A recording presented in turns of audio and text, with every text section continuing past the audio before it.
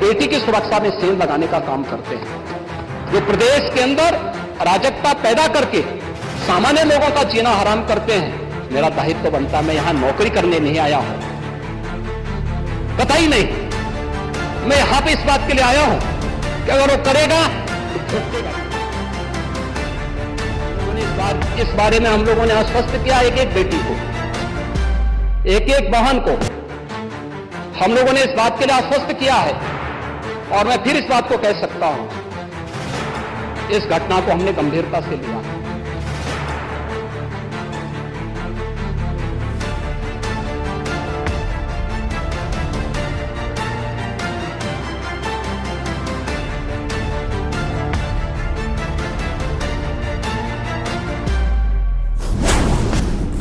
नमस्कार दोस्तों, अयोध्या की घटना को लेकर कितना शर्मसार कर देने वाला ये दिन रहा। जिस तरीके से मैं बता दूं आपको, सारी दुनिया तो आज जान रही है कि अयोध्या की घटना इस नाबालिग की लड़की के साथ क्या हुआ था।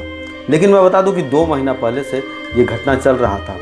वो जो आरोपी थे वो लगातार 2 महीने से उसके साथ रेप कर रहे थे और अपने बेकरी में बुलाकर, जो आरोप उनके ऊपर लगा है, बेकरी में बुलाकर उस बच्चे के साथ 2 महीने तक उन्होंने रेप किया। उसका नौकर जो मंजू है, मंजू के द्वारा पता चलता है कि उसका नौकर वीडियो बनाता है और वीडियो बनाकर वह लगातार उस लड़की को दिखाता है कि अगर तुम नहीं आओगी तो तुम्हारे साथ ये पूरा वीडियो वायरल कर दिया जाएगा।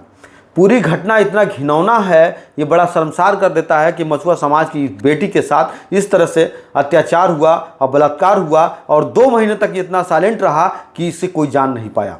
2 महीने के बाद जब जानकारी होता है तो बाबा का बुलडोजर किस तरीके से गरजा है आज, वह पूरे मछुआ समाज में खुशी का लहर दौड़ पड़ा है कि कम से कम ऐसे अपराधियों को, ऐसे लोगों के ऊपर जो बाबा का बुलडोजर है पूरी तरीके से गर्ज के निस्तर नाबूद कर रहा है। ऐसे में मुख्यमंत्री योगी आदित्यनाथ का एक बयान सुनिए, उन्होंने क्या कहा है ऐसे अपराधियों के बारे में। आपको बुलडोजर से डर लगता है, लेकिन ये निर्दोष के लिए नहीं है, उन्हीं अपराधियों के लिए जो प्रदेश के नौजवानों के भविष्य के साथ खिलवाड़ करते हैं, जो प्रदेश के व्यापारी और बेटी की सुरक्षा में सेंध लगाने का काम करते हैं, जो प्रदेश के अंदर अराजकता पैदा करके सामान्य लोगों का जीना हराम करते हैं। मेरा दायित्व बनता है, मैं यहां नौकरी करने नहीं आया हूं, कतई नहीं। मैं यहां पे इस बात के लिए आया हूं कि अगर वो करेगा तो भुगतेगा भी फिर, और इसीलिए मैं यहां पे आया हूं। हम लोगों ने इस बारे में हम लोगों ने आश्वस्त किया, एक एक बेटी को, एक एक बहन को हम लोगों ने इस बात के लिए आश्वस्त किया है। और मैं फिर इस बात को कह सकता हूं, इस घटना को हमने गंभीरता से। तो अभी आपने देखा कि बाबा जिस तरीके से कह रहे हैं कि उत्तर प्रदेश में कोई भी अपराधी महिलाएं के साथ जो कार्रवाई करेगा, जो इस तरह का हरकत करेगा, उसके खिलाफ ऐसे ही बुलडोजर चलेगा। तो मैं बता दूं आपको, आगे चल के अभी इसमें और भी मामले सामने आएंगे कि जिस तरीके से समाजवादी पार्टी के अखिलेश यादव ने ट्वीट करके कहा है कि पहले डीएनए टेस्ट करना चाहिए। तो कहीं न कहीं जिस तरीके से उनका ट्वीट है, इस पर लगातार उनको ट्रोल किया जा रहा है अखिलेश यादव जी को, और उनको लगातार विरोध भी हो रहा है कि आप आरोपी को बचाने के लिए आप डीएनए टेस्ट की बात कर रहे हैं। कहीं न कहीं ये जो बड़ा आरोप है, ये बड़ा आरोप है और आरोपी जो है गिरफ्तार है, उसे बचाने के प्रयास किसी भी को भी नहीं करना चाहिए। वहीं बता दें आपको, जिसके ऊपर अवधेश प्रसाद, जो वहाँ के अयोध्या के सांसद हैं, अयोध्या के सांसद के ऊपर जो आरोप लगा है कि वह इसको शरण दिए थे, तो अयोध्या के सांसद ने भी अपनी सफाई दी है। वो अपने सफाई में क्या कहते हैं, एक बार उनको भी सुनिए। इस घटना से संबंधित जो भी लोग हैं उनकी विवेचना की जाए, सत्य का पता लगाया जाए और जो भी दोषी हो कानून के हवाले रखकर उनके खिलाफ जो भी कानून सजा देता है, सख्ती के साथ उनके खिलाफ कार्रवाई होनी चाहिए जिनका इन्वॉल्वमेंट है। और इस दिशा में पुलिस को भी चाहिए, वरिष्ठ पुलिस अधिकारियों को चाहिए, विवेचक को चाहिए, जो आईओ होते हैं, जो तफ्तीश जिसको कहते हैं, कि किसी भी दबाव में, किसी भी के दबाव में ना करके दूध का दूध, पानी का पानी अलग करें। और जहां तक पीड़िता का सवाल है, पीड़िता के साथ हमारी पार्टी, हम लोग पूरी तरह से खड़े हैं, उसको न्याय दिलाने के लिए पूरी तरह से खड़े हैं, उसमें कहीं शक शुबा के सवाल नहीं। आज अफसोस के साथ कहना पड़ रहा है कि भारतीय जनता पार्टी इस पर राजनीति कर रही है। मेरा विनम्रतापूर्वक ऐसे लोगों से निवेदन है कि ये राजनीति का मोमेंट नहीं है, ये पॉलिटिक्स का नहीं है, ये संवेदना का है, दर्दनाक घटना है। उसको न्याय दिलाने में लगें और जो भी दोषी है उसके खिलाफ कार्रवाई की जाए, इनोसेंट को फंसाया न जाए और इसको और अच्छा आने के लिए डीएनए टेस्ट लगा लिया जाए, डीएनए टेस्ट करा लिया जाए। जो टेस्ट की बात तो अभी अखिलेश यादव ने भी करी है, समाजवादी की जाए, उसको आर्थिक सहायता की जाए और समाजवादी पार्टी पूरी तरफ से उस पीड़िता के साथ, उस परिवार के साथ पूरी मुस्तैदी के साथ खड़ी है। जहां तक तस्वीर का सवाल है, हम लोग राजनीति करते हैं, चुनाव जीतने के बाद और चुनाव दरमियान में लाखों लाख लोगों ने हमारे पास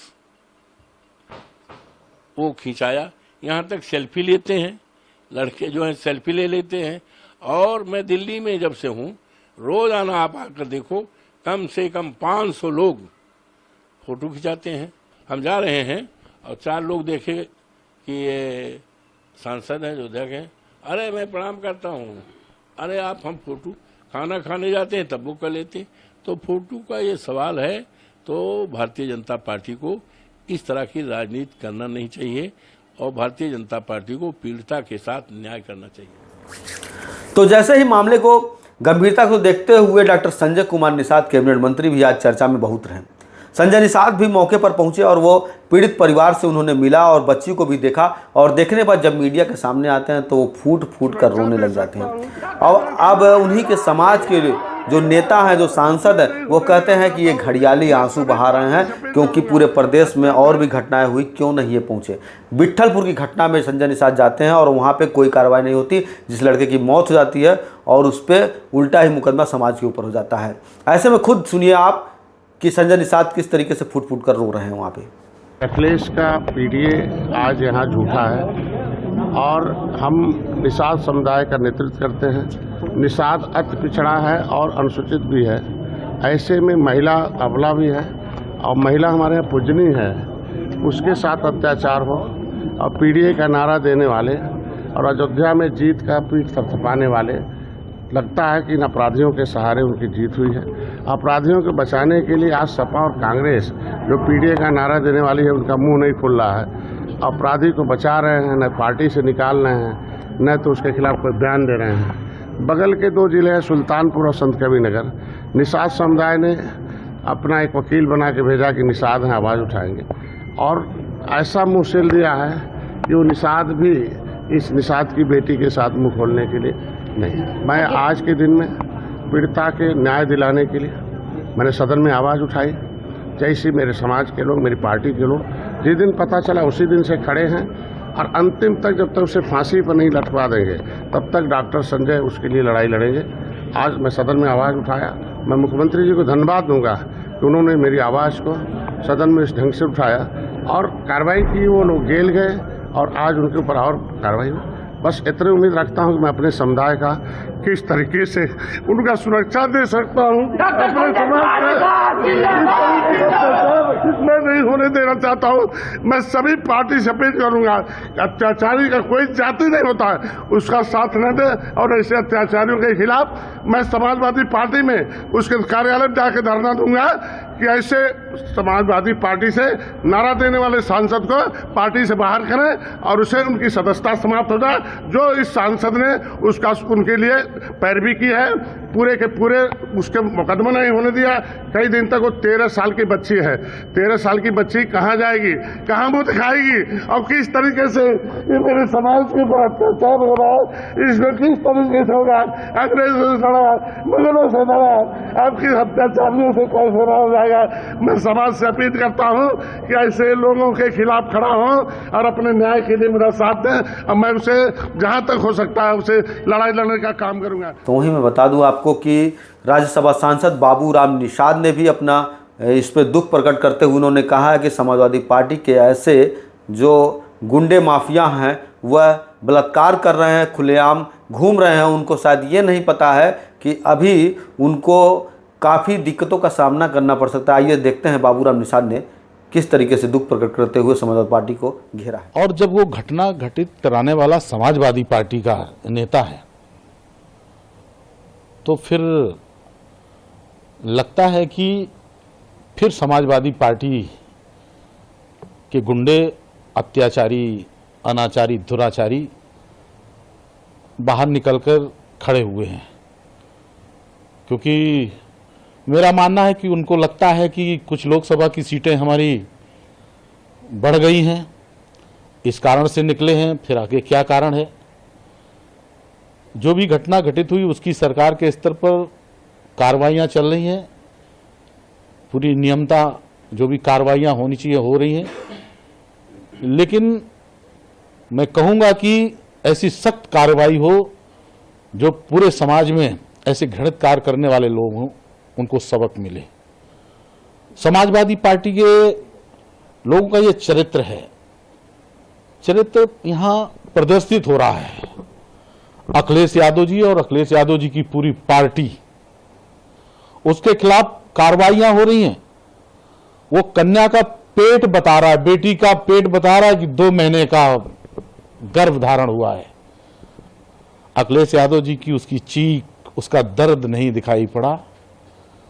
कष्ट की बात यह है कि अखिलेश यादव जी पीडीए की बात करते हैं, लेकिन निषाद कश्यप केवट की बेटी के साथ ये दुर्व्यवहार हुआ है, ये नहीं देखा है। अखिलेश यादव जी, जनता जवाब देगी। और आप डीएनए की जांच की मांग कर रहे हैं? अरे आप इस स्तर पर जब पूरी पार्टी के राजनीतिक दल के लोग बेटी के साथ खड़े हुए हैं, पूरा समाज खड़ा हुआ है, लेकिन अभी भी आपको शंका लग रही है? पार्टी से भी अभी नहीं निकाला उन्होंने, और डीएनए के बात सामने आ गई उसको बचाने की। मैंने इस स्तर पर भी ऐसे लोगों का जो इनका संरक्षण रहता है उसको अंतिम समय तक बचाने का काम करते हैं। बहुत दुखद है। तो दोस्तों, मेरा आप लोगों से बस यही कहना है कि जिस तरीके से किसी भी जात धर्म नहीं होता है, जो भी अपराधी जिस तरह के ये हरकत करते हैं उनका कोई जात नहीं होता है, चाहे कोई किसी भी जात का हो। ऐसे में मैं बता दूं कि जो मछुआरा समाज है वो कितना पीड़ित रहता है। वो नदियों के किनारे रहता है, बेचारा बहुत गरीब होता है, 2 वक्त की रोटी जुटाने के लिए उसको कितना मुसीबत झेलना पड़ता है। ऐसे में अगर उनके बहन बेटियों के साथ इस तरह अत्याचार होता है तो चाहे कोई भी सरकार हो, उनको कार्रवाई बिल्कुल निष्पक्ष रूप से करनी चाहिए। और जो भी आरोपी हैं उनके ऊपर जिस तरीके से मुख्यमंत्री योगी आदित्यनाथ ने आज बुलडोजर चलाया है, उस तरह से सभी सरकारों को भी आगे बढ़ चढ़कर ऐसे अपराधियों को अंकुश लगाना चाहिए, ताकि इस तरीके से किसी भी समाज की बेटी बहनों के साथ कोई अत्याचार ना होने पाए। एक्स्ट्रा न्यूज़ लाइव से चंदन कुमार।